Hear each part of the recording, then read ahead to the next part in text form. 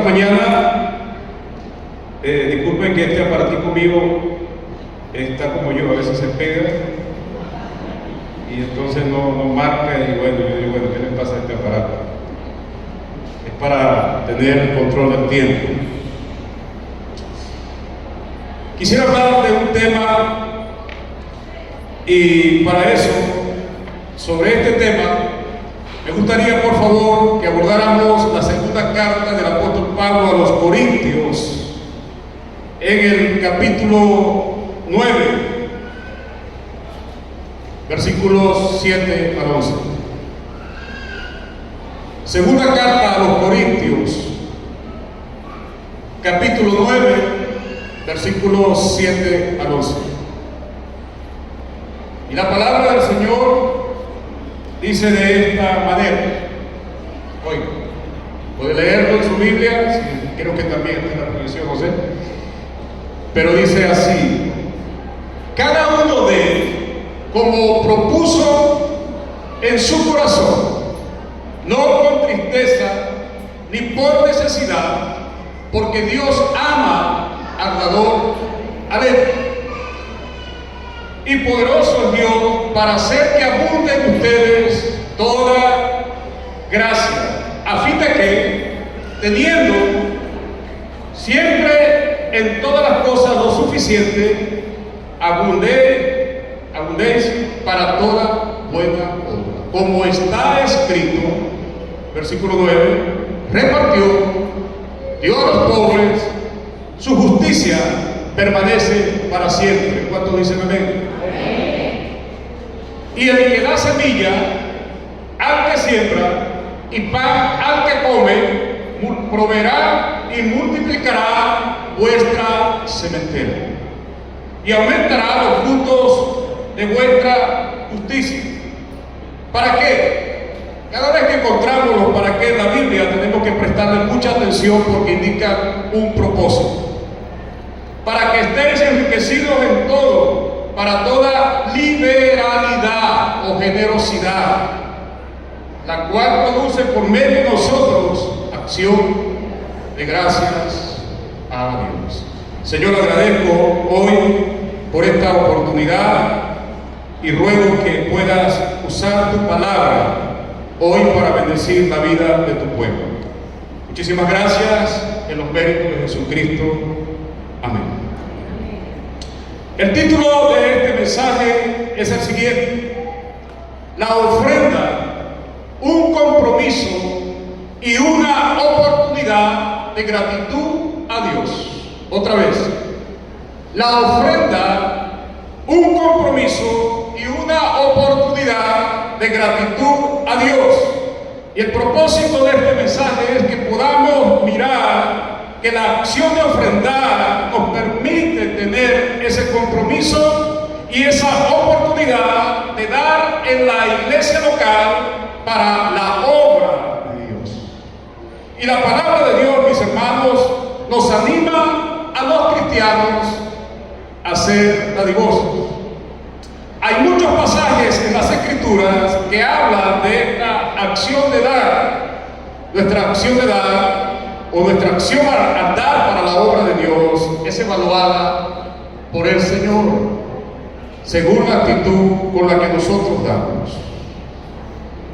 El problema que encontramos en el Nuevo Testamento, cuando los fariseos daban para el Señor, preste atención, es que ellos daban la cantidad exacta de las hojas de menta de sus cultivos, pero sin embargo, ante Dios, la actitud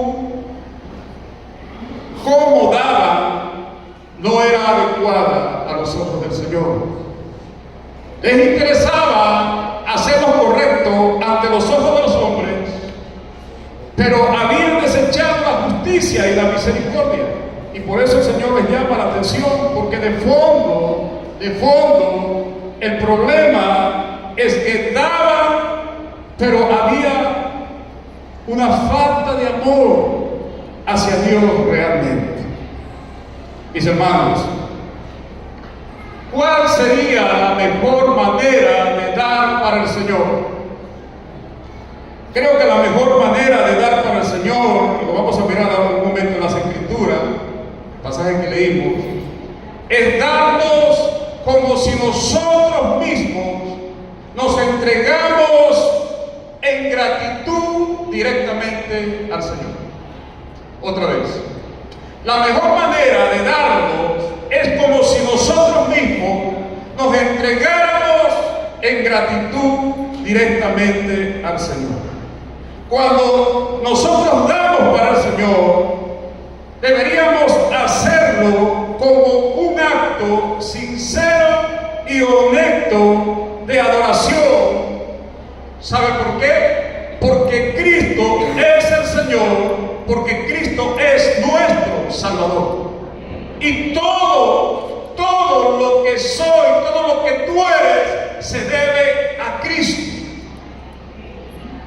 Y sé por experiencia que cuando hablamos de este tema, pudiéramos sentirnos algo incómodos, y en parte lo entiendo, porque muchas veces sobre este tema de dar para Dios sabemos que se ha manipulado y algunos han sentido el engaño y se han sentido engañados, pero yo espero que tampoco en la mañana de hoy nos vayamos al otro extremo de buscar excusarnos para no tener un corazón para ofrendar para la obra de Dios, porque este es un tema que trata la Escritura, este es un tema que está en la Biblia y no debemos obviarlo, y ruego al Señor que nos dé un corazón sencillo esta mañana para escuchar y recibir esta enseñanza. ¿Cuántos dicen amén? Amén. Vamos a examinar 4 elementos. Preste atención esta mañana. 1. La actitud cuando ofrendamos. Digan conmigo, la actitud cuando ofrendamos. 2. Los beneficios de ofrendar. 3. ¿Cuánto debo ofrendar? Y 4. ¿Dónde debo ofrendar? Porque si me dice que debo ofrendar, también debo saber dónde debo ofrendar. Amén. Recordemos que Dios evalúa nuestra acción de dar según la actitud con la que ofrendamos. Dios evalúa nuestra acción de dar según la actitud con la que ofrendamos. Es decir, en la economía de Dios, oye, en la economía de Dios es más importante la actitud con la que tú das que lo que tú puedes dar.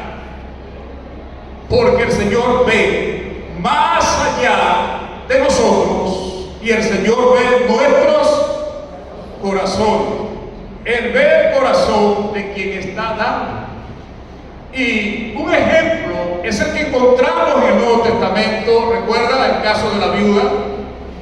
Los discípulos estaban tratando de distraer al Señor, mostrándole lo hermoso que era el templo y todo lo que era la historia del templo, pero el Señor tenía sus ojos fijados en una anciana que se estaba acercando a ofrendar en el arca de las ofrendas y no quería que nadie lo distrayera. En un momento les llamó la atención a los discípulos como diciéndole: esperen un momento, no me distraigan.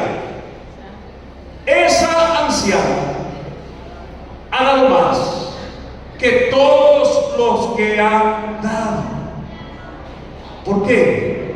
Porque ella, de su necesidad, de su pobreza, de su carestía, ha dado lo único que tiene, mientras los otros han echado de lo que les sobra. El Señor estaba mirando el corazón de esa anciana. Ella se dio a Dios. Ella no dio a Dios solo lo que tenía. Ella se dio todo lo que ella era, porque eso era el único sustento que en ese momento tenía ella en sus manos.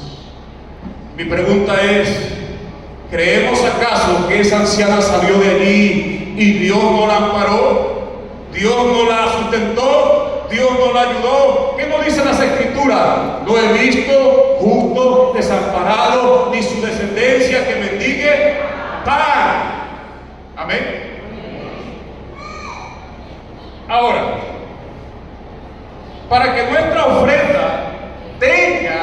algún valor espiritual ante Dios, debemos dar como esa anciana. Debemos dar con un corazón lleno de amor y de gratitud a Dios. El fundamento para que podamos ofrendar con el corazón así es reconocer que todo lo que somos otra vez y todo lo que tenemos es del Señor. Por tanto, al ofrendar, reconocemos que todo lo que hemos recibido, lo hemos recibido de gracia. Y damos al Señor algo que en realidad no es nuestro. Nosotros damos al Señor algo que en realidad no nos pertenece. ¿Por qué? Porque todo lo que tenemos y todo lo que somos se le debe al Señor. ¿Habrá algo que tú hayas recibido o no hayas recibido que Dios no te haya dado? ¿Cuál sería la respuesta? Absolutamente nada. Mis hermanos, si damos al Señor como nos entregamos nosotros mismos, entonces eso se convierte realmente en un acto honesto de alabanza y de adoración al Señor. Siempre digo a las personas, y no a todas las personas, sino a los miembros de la iglesia, lo siguiente: si Dios es el dueño de lo que tienes, el Señor será el dueño de tu corazón. Pero es difícil que Dios sea el dueño de tu corazón si Dios no es dueño de todo lo que tú tienes. Cuando recolectamos ese momento que se vivió aquí, debemos estar conscientes que le estamos dando al Señor y más allá nos estamos entregando nosotros al Señor. La actitud con la que ofrendamos, debe ser una actitud de amor a Dios, pero también de gozo. ¿Y cómo lo sabemos? Vamos al texto. Fíjense lo que dice el versículo 7 de lo que leímos, 2 Corintios 9:7. Cada uno de ellos, como propuso en su corazón, no por tristeza y no por necesidad, porque Dios ama al dador alegre. Quisiera que miremos la última parte de ese versículo. Dios ama al dador alegre. La palabra que usa aquí la transcripción no nos ayuda mucho, pero la palabra que usa el escritor, en este caso Pablo, es la palabra hilarios, que significa un gozo que nace de mi ser, un gozo que nace de mi alma, un gozo de agradecimiento a alguien, un gozo que expresa: si pudiera dar mi vida, si pudiera dar todo, me daría completamente. Eso es lo que significa un dador alegre. Por tanto, si Pablo está expresando esa idea, para nosotros los cristianos es que Dios espera que tú y yo nos demos con alegría a Él y que demos con gozo, con todo nuestro gozo, sabiendo quién es el Señor. Parece que hay un silencio. Recientemente fui con mi esposa al odontólogo y me tocó el turno a mí. El primer turno. Yo quería que entrara ella primero, me tocó a mí. La doctora me dice: tengo que aplicar anestesia. Y yo le dije: hágalo. Luego salí de allí. Cuando salimos, mi esposa me dijo: oye, ¿sabes que la doctora me dijo que tú te habías portado valientemente ante la anestesia? Y yo dije: mira, yo lo que estaba era asustado y rígido mientras me tiene esa inyección así. Mis hermanos, el acto de la ofrenda no debe ser algo rígido, no debe ser algo obligado, no debe ser algo como que tú vas al odontólogo ofrenda debe ser un acto espontáneo de alegría, de agradecimiento, sabiendo que le estoy dando al Señor de lo que Él me ha dado, porque todo lo que tengo y todo lo que soy es del Señor. Pablo dice, ciertamente, si vivimos, para Él vivimos, y si morimos, para Él morimos. Pero presta atención cuando Pablo dice, y si vivimos, lo que Pablo está expresando es, quiero vivir mi vida de tal manera que todo lo que yo pueda vivir, y todo lo que soy, todo lo que haga y todo lo que pueda hacer en la vida, le dé la gloria a Dios que me ha salvado. Detengámonos un momento. ¿Cuál es la actitud con la que nosotros estamos ofrendando en nuestra iglesia? ¿Cuál es la actitud con la que cada domingo vienes a la iglesia, depositas tu ofrenda? Puede ser que tampoco lo hagas. ¿Cuál es la actitud que tenemos de este elemento, la ofrenda, la dádiva, en medio del culto de adoración al Señor? ¿Cómo podemos cultivar esa actitud de gozo al ofrendar? Nos gustaría eso, ¿verdad? ¿Cómo puedo yo cultivar esa actitud de gozo al ofrendar? Bueno, pienso en una iglesia, y esa iglesia es un ejemplo que deberíamos tomar en cuenta. Es la iglesia, o mejor dicho, las iglesias de Macedonia. Voy a leer para ustedes 2 Corintios capítulo 8, si quiere acompañarme en la lectura, versículo 1 al 5.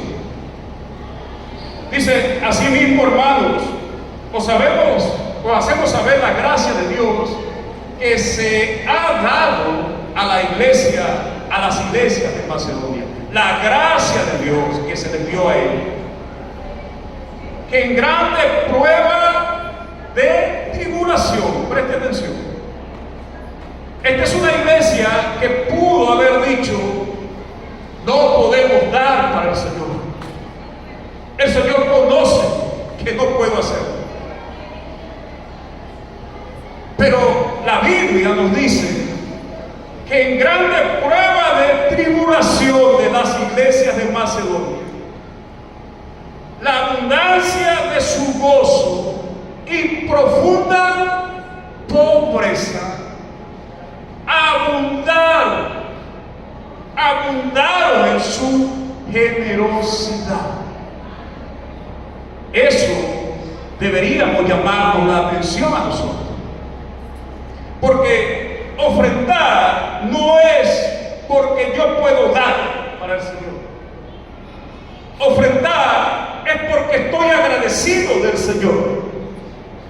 Si baso en lo que tengo, cuando no tenga, no lo voy a hacer.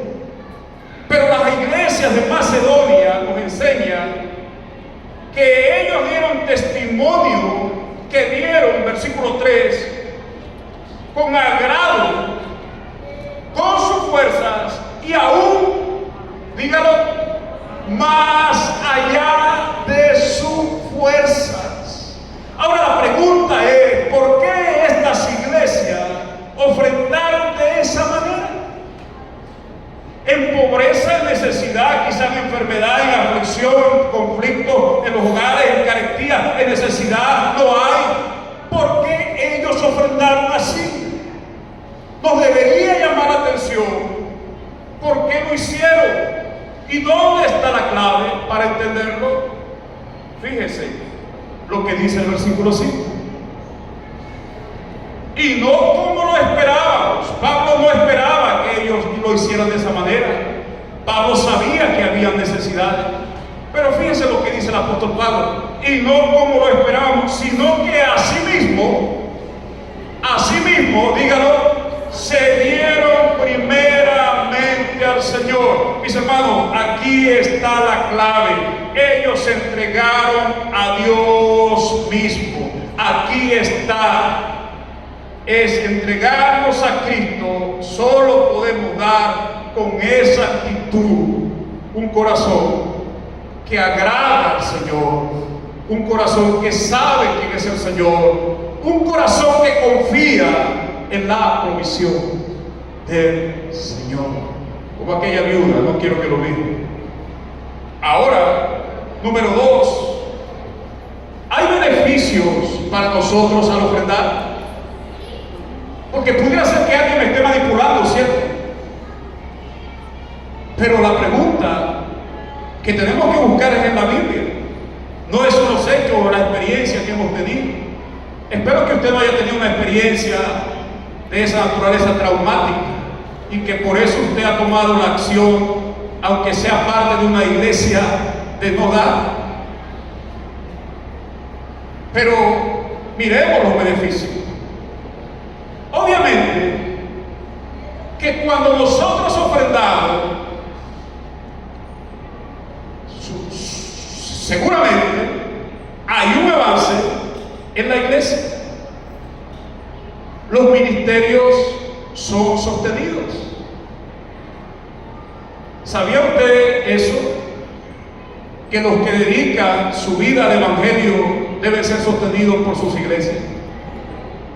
Los que dedican su vida a la enseñanza de la palabra de Dios, los que están enteramente entregados. Los ministerios avanzan, la obra social de la iglesia es beneficiada. Miraba allí algo que se estaba proyectando. Y la misión avanza, ¿cierto? Decimos entonces, ofrendamos para que la iglesia se beneficie. Pero un momento, ¿quién es realmente el beneficiado? ¿Qué dijo el Señor? ¿Qué dijo Pablo? ¿Qué nos recuerda Pablo? Que más bendecido, que más bienaventurado es el que da, que lo que da, ¿cierto? Así que bíblicamente, en la práctica, ciertamente hay una bendición para la obra de Dios, pero el Señor nos dice que más bendecido es aquel que da. No lo recuerda las Escrituras, Hechos 20, 35. Miremos otra vez el texto para mirar estos beneficios. Versículos 8 al 9 del capítulo 9 de 2 Corintios. Y poderoso es Dios para hacer. Dios es poderoso para hacer. ¿Hacer qué? Que abunde en ustedes toda gracia, a fin de que, teniendo siempre en todas las cosas todo lo suficiente, abunden para toda buena obra. Y como está escrito, el Señor dio a los pobres y su justicia permanece para siempre. Y vamos a mirar esto con detenimiento. ¿Qué nos dicen estos dos versículos? Preste atención. Dice, teniendo siempre en todas las cosas todo lo suficiente, nos dice el Señor, para que abundemos para toda buena obra. Número 2, dio a los pobres y su justicia permanece para siempre. Mis hermanos, mi hermana,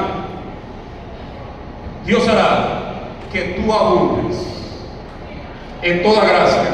Y la idea es la siguiente. Oye, la idea es la siguiente de estos dos versículos. El Señor tiene el poder de darle sus bendiciones para ti, para que tengas siempre lo necesario y más allá de lo necesario, lo suficiente, para que tú también puedas contribuir generosamente a la causa del Evangelio, a la obra de Dios. Número 2, pero no solo el Señor es generoso, el Señor en su generosidad es capaz de dar a los necesitados, dice, dio a los pobres. Pero también el Señor, dice el texto al final, ¿verdad? Su justicia permanece para siempre. ¿Qué nos está tratando de decir Pablo? En el contexto de que Pablo está hablando, no quiero que lo olviden, de la acción de dar. Lo que Pablo nos está tratando de comunicar, mis hermanos, es que el Señor es justo Y el Señor será justo para acordarse de ti en tus necesidades, por tu buen corazón con que tú has dado para la obra de Dios. Y Él no se olvidará cuando te encuentres en tu necesidad, porque Él es justo. Alabamos al Señor. ¿Por qué no le damos un aplauso al Señor entonces?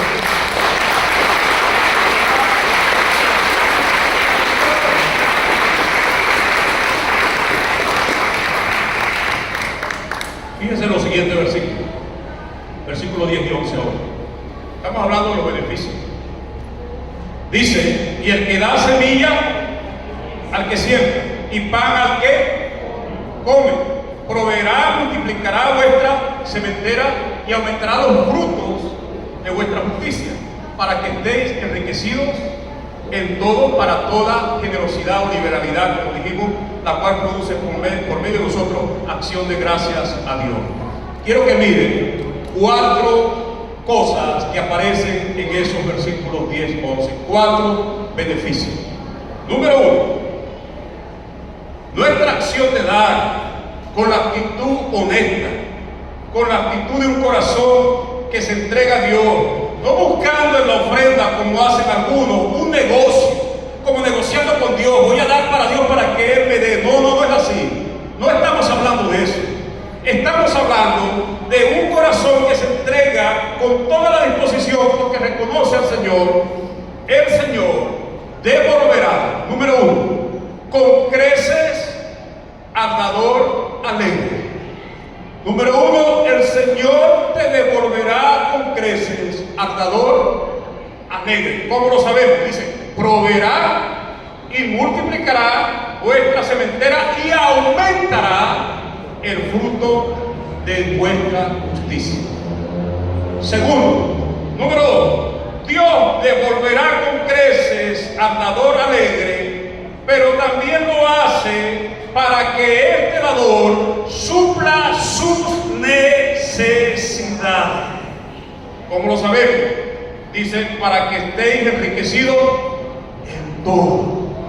Número 3, no solamente Dios proveerá y multiplicará ese aumento al dador alegre, sino que lo hace también con el propósito para que este dador alegre pueda seguir dando al Señor con esa actitud de alegría y de amor para el Señor. ¿Cómo lo sabemos? Dice: para toda liberalidad, para toda generosidad. Y número 4, Dios, por medio de tus ofrendas dadas, motivará a muchos a dar gracias al Señor. ¿Cómo lo sabemos? Dice Pablo allí al final del versículo 11: la cual produce por medio de nosotros acción de gracias a Dios. Otros agradecerán por este acto de ofrendar. Una de las razones, creo, por la que Dios hace esto con el dador alegre, oiga, una de las razones por las cuales creo que Dios hace esto por el dador alegre, el que da con gozo, es que reconozcamos que Él es soberano, que Él es fiel para proveernos y sustentarnos en toda situación y necesidad. ¿Estamos nosotros reconociendo eso? Dios es soberano para proveerme y sustentarme en todas mis necesidades. Yo espero que sí, amén. Yo espero que sí lo haga. Y muchas veces, mis hermanos, voy a hablar a los jóvenes que están aquí. Muchas veces esa provisión no solamente viene en forma material. Cuando nosotros damos con la alegría que Dios nos demanda de ser agradecidos por lo que Él ha hecho, no quiero que olviden lo que dice allí. ¿Qué dice allí en ese título?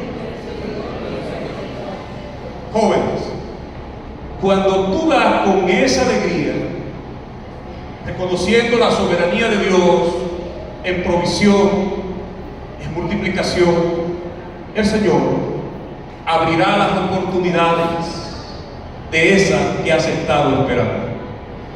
El Señor te llevará a escoger o a elegir la persona que será de bendición para tu vida y que vivirá contigo todo el resto de la vida. El Señor traerá a tus hijos y tus hijos serán hijos que glorificarán en el temor de Dios y vendrán a la iglesia. Y el Señor te dará paz en medio de tu necesidad, porque Él ha visto tu generosidad y Él es justo para acordarse de ti. Amén. Muchas veces nos centramos en la ofrenda material, pero has visto, o posiblemente no has visto, o no te has dado cuenta cómo Dios te ha acercado de una u otra manera en su bendición, cómo Dios ha cuidado tu salud, cómo Dios cuando sales a la calle, tú no lo sabes, te ha guardado y te ha sostenido y te ha sobrellevado, y has ido a un lugar a pedir una solicitud y las puertas se han abierto. ¿Por qué sucede muchas veces eso? Seguramente el Señor está viendo la generosidad de tu corazón y la manera como tú das para la obra del Señor. A veces pensamos que los que más tienen en la iglesia son los que más deben dar. Muchas veces no es así. Muchas veces, y lo estoy generalizando, pero muchas veces son los que tienen menos los que dan más. ¿Hay una actitud de agradecimiento en eso? Seguramente que sí. Pero la voluntad de Dios es que todos seamos de ese corazón. Amén, hermano. Número 3. ¿Cuánto debo ofrendar? ¿Cuánto debo ofrendar? Bajo la ley mosaica sabemos que el diezmo era obligatorio, ¿cierto? En la ley observamos que no solamente había diezmo, había ofrendas voluntarias, había ofrendas obligatorias. Lo miramos en el Antiguo Testamento. Ahora muchos dicen, no encuentro en el Nuevo Testamento algo que respalde que yo debo diezmar. Es verdad. Pero tampoco, óyeme, en el Nuevo Testamento el diezmo ni se rechaza específicamente, ni se recomienda específicamente. Así que hago un paréntesis. ¿Qué sería más sano para una iglesia, para la obra de Dios, si un hermano ha dicho por años, me he comprometido con Dios a dar mi diezmo, y lo hace fielmente? ¿Qué sería más provechoso? Decirle ahora no lo hagas, porque eso no es bíblico, no aparece en el Nuevo Testamento. Si su corazón ha decidido hacerlo y el Señor lo ha guiado, déjalo. Porque pudiera subir la otra posición y decir, ahora no voy a dar nada. Más peligroso entonces. Hay gente que se me ha acercado en la iglesia, pastor, yo debo diezmar, y yo le digo, ¿qué te dice Dios a ti? Bueno, yo lo hago, entonces síguelo haciendo. Otros se me acercan y dicen, no, yo no voy a diezmar, no, ¿verdad? Entonces hazlo. ¿Por qué yo tengo que negar el derecho de dar para el Señor? A su nombre. Recientemente una señora que tiene un negocito se me acercó y me dice, yo necesito hacerle una consulta a usted. Ella no va a la iglesia. Una semana atrás estaba yo saliendo tarde del templo, de ahí de la sede, y me mandó a llamar. Y yo iba apurado. Y me dice, ¿usted tendrá un tiempo para orar por este negocio que voy a poner? Yo le dije, claro que sí, Vamos a orar por su negocio, pero vamos a orar por usted también. Vamos a orar por su familia. Porque yo sé que esas son situaciones donde la gente se aprovecha y manipula. Y yo le dije, no solamente me interesa orar porque Dios pueda proveer en este negocio, me interesa orar por ti, me interesa orar por tu familia, por tu esposo, para que ustedes tengan a Cristo como el Señor de su vida. Pero oré a fin por ello. La semana siguiente se me acercó y me dice, yo quiero hacerle una consulta a usted. Yo quisiera dar para la iglesia, pero algunas personas me dicen, no, eso no es de Dios, eso no es de Dios, que el tiempo, que no sé qué. Yo le dije, ¿usted tiene el deseo de dar para la iglesia? Dijo, sí. Entonces no se sienta obligada con el tiempo. De lo que usted considere que el Señor está poniendo en su corazón. ¿Listo? Y ella, toda la semana, es una persona que no va a mi iglesia. La he invitado, no va a la iglesia. Mire, está cerquita allí en la sede. Pero ella toda la semana, ella envía su ofrenda, no para mí, no para los demás líderes, ella envía su ofrenda para el Señor. Amén. Así que cuando decimos, ¿cuánto debo ofrendar? Quiero decirte, mi hermano y mi hermana, si estás luchando con esa teología, si diezmo o no diezmo, te vuelvo y repito otra vez. En el Nuevo Testamento no hay nada explícito que nos diga que no debemos diezmar, como que nos diga que también debemos diezmar. Estamos y dejamos eso en un limbo para otra oportunidad. ¿ven? Pero, más bien, se nos enseña a dar conforme a lo que hemos recibido. ¿Sí? Versículo 7 otra vez. El principio. Cada uno de, como propuso en su corazón. Y sabe que la palabra corazón aquí es de la palabra griega cardia, de ahí viene cardiología.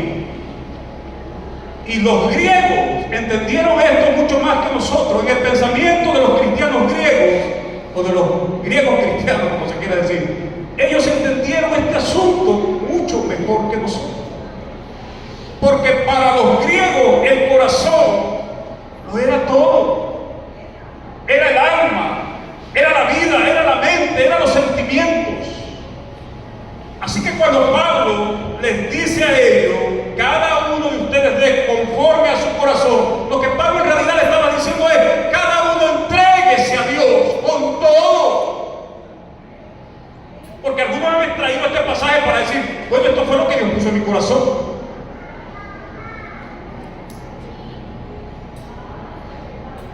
Y se limitan. Pablo está diciendo, si tú tienes a Cristo en tu vida, proponte dar de la manera que sientas gratitud por el Dios que te ha salvado. Pero algunas claves para esto. ¿Cuánto debemos dar? 1. Entrégate sin reservas al Señor y Él te dirá. 2. Vive en obediencia a su palabra. 3. Dedícate a buscar su voluntad y dirección para esa área de tu vida. Y 4. Aprende a ofrendar conforme el Señor te dé y te dirija. Amén. Mis hermanos, nuestros corazones están siendo controlados y gobernados por Dios. Si nuestros corazones están siendo gobernados y controlados por el Señor, cardía, corazón, entonces el Señor es nuestro dueño. Y seguramente seremos dadores alegres, generosos y llenos de fe. Amén. Finalmente, número 4. ¿Dónde debo ofrendar? Tenemos que responder esa pregunta.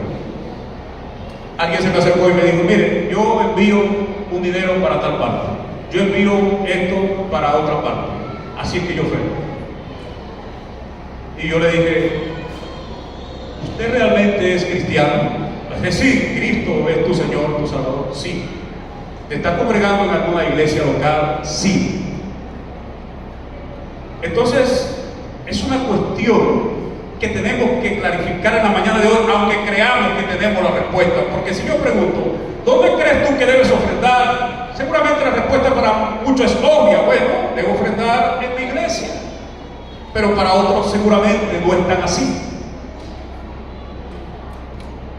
Y lo voy a dejar con esta reflexión. ¿Dónde debo ofrendar? Pregunto. Si Jesús estableció una iglesia y dijo que ni aun las puertas mismas del infierno, del Hades, prevalecerán contra la iglesia, pregúntate dónde tú tienes que ofrendar. Si Pablo nos dice en su carta a los Efesios que la iglesia es el cuerpo de Cristo, pregúntate dónde tú tienes que llevar tus ofrendas. Si Cristo dijo a sus discípulos, vayan y cumplan la misión, y si hay una misión que cumplir de parte del Salvador y del Señor de la iglesia, y le estaba hablando a su iglesia, pregúntate quién tiene que cumplir la misión. La iglesia. ¿Cómo la iglesia se va a sostener en su misión? Bueno, Dios proveerá, dicen algunos. Dios proveerá. Sí, es verdad, porque Dios es fiel. Pero Dios dejó a su iglesia. Y específicamente Dios estableció la iglesia local. ¿Dónde tenemos que llevar nuestras ofrendas si somos parte de una iglesia, miembros de una iglesia, si creemos en Cristo y decimos que sí creo en la iglesia? Tú tienes la respuesta. No se lo vas a dar a la persona que pasa, no lo vas a llevar a otra parte, no lo vas a dar de vez en cuando. Hay una iglesia llamada Iglesia Bíblica Metropolitana que tiene que seguir adelante cumpliendo su misión, su propósito, y tiene un pueblo que se dice: nosotros somos la Iglesia Bíblica Metropolitana. Esa Iglesia Bíblica Metropolitana, generosamente, sistemáticamente, continuamente, cada domingo, ¿a dónde tiene que llevar sus ofrendas? Hermano, usted tiene la respuesta. Mi hermano tiene la respuesta, lo dice a cada rato. A la Iglesia Bíblica Metropolitana. Y no cualquier iglesia bíblica metropolitana, la Iglesia Bíblica Metropolitana que está en las colinas de Medellín. No sé si es Barcelona o Lechería, no recuerdo. Es a esta iglesia. Es a esta iglesia. Termino con esto. Queridos hermanos, la iglesia es el cuerpo de Cristo. Y el domingo, cada domingo, Dios espera que su pueblo venga a adorar, ¿sí? Y los espera a ustedes en este lugar. Gracias. Y ustedes vienen. Hace meses escribí un artículo que se tituló Los Memoriales de Dios. Y reflexionaba, era porque cuando el pueblo de Israel cruzó hacia la tierra prometida, cruzó el río y estaban ante Jericó, Dios le dice a Moisés: quiero que levantes un monumento de piedras. Y preguntaba a Josué: ¿por qué ese monumento de piedra? Y Josué les decía: oiga, ese es un recordatorio que el Dios que nos sacó de Egipto, gloria a Dios, Dios te sacó a ti de Egipto. No quiero que lo olvides, mi hermano. Egipto, el mundo y sus deseos, y nos trajo por el desierto. Dios te ha traído a ti y a mí por un desierto, pero ha sido fiel, y nos llevará a una tierra prometida que es para disfrutar la vida eterna con Cristo. Y Josué les decía, es para que ustedes no olviden lo que Dios ha hecho por su pueblo. La ofrenda es un elemento no decorativo del culto de la iglesia.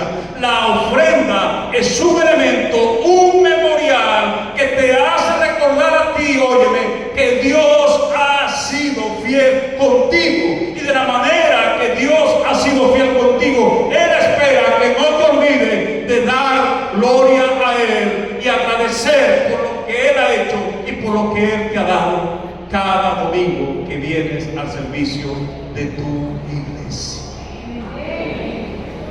Así que si pensábamos que la ofrenda es solo un elemento de un formato, de un programa, no es así. La ofrenda es un memorial que nos hace recordar cuando vamos a ofrendar. Tú eres mi Señor, tú eres mi Salvador. Todo lo que yo soy y todo lo que tengo se debe a ti. Señor, este es mi acto visible, material, de gratitud al Dios que entregó a su Hijo en la cruz, y en la cruz murió por mis pecados, resucitó y me ha dado vida eterna. ¿Qué puedo darle más, Señor, que lo que tú no me has dado a mí, Señor? Todo me lo has dado. Aquí está hoy en la mañana mi agradecimiento, en lo mucho, en lo poco, de mi generosidad hacia ti. Gracias, Señor. Tú eres mi Señor y mi Salvador. Señor, te damos gracias. Te bendecimos. Esta mañana nos recuerda que la actitud con la cual ofrendamos debe ser de uno que está alegre y gozoso por el Dios que le ha salvado. Que podemos mirar tus beneficios, incluso más allá de lo que vemos a diario, incluso beneficios que quizás serán contados en el cielo acerca de tu cuidado y tu provisión sobre nosotros en esta tierra. Y nos ha dado una porción a ministrar y espera que lo usemos fielmente y contribuyamos con tu pueblo, con la obra y la misión. Y gracias porque has dejado una iglesia visible, local, en la cual nosotros podemos ir y mostrar esa gratitud cuando ofrendamos a ti para tu gloria, para la obra de Dios, el cumplimiento de la misión, el sostenimiento del ministerio y todo lo demás que tú has dicho en tu palabra. Agradecemos por tu misericordia en la mañana de hoy. En el nombre de Jesús decimos amén. Que el Señor les bendiga a todos.